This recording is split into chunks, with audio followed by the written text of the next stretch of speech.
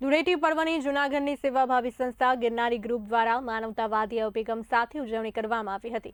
સંસ્થાના સમીર દંતાણી અને સંજય વહેચાના માર્ગદર્શન હેઠળ શહેરના ઝૂંપડપટ્ટી વિસ્તારના નિરાધાર બાળકો અને પરિવારો સાથે આ પર્વ મનાવવામાં આવ્યું હતું।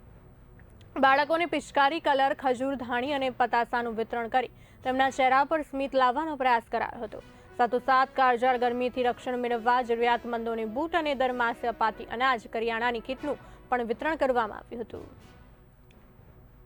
ભારતીય સંસ્કૃતિ પ્રમાણે આપણે બધા ધર્મના તહેવારો ઉજવતા હોઈએ છીએ। એમાં હોળી ધૂળેટીનો તહેવાર પણ આપણે ઉજવીએ છીએ। આવતીકાલે સોમવારે 2 તારીખે હોળી પ્રગટાવવાનો દિવસ છે, બરાબર। ગ્રહણને લીધે આપણે બુધવારે ધૂળેટી કરવાના છીએ।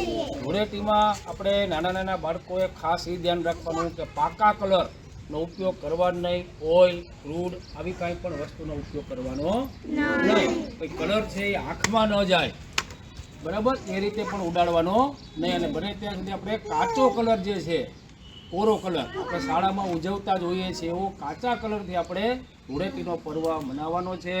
ધ્યાન રાખવાનું છે, દોડાદોડી કરવાની નથી, કોઈને લાગી જાય એ રીતે મસ્તી કરવાની નથી। આજ રોજ અમે બધા ગિરનારી ગ્રુપ જૂનાગઢ દ્વારા આપણી શાળાની અંદર બધા બાળકોને પિચકારી, કલર, ફુગા, ધાણી, ખજૂર આવું બધું વિતરણ કરવા આવ્યા છીએ।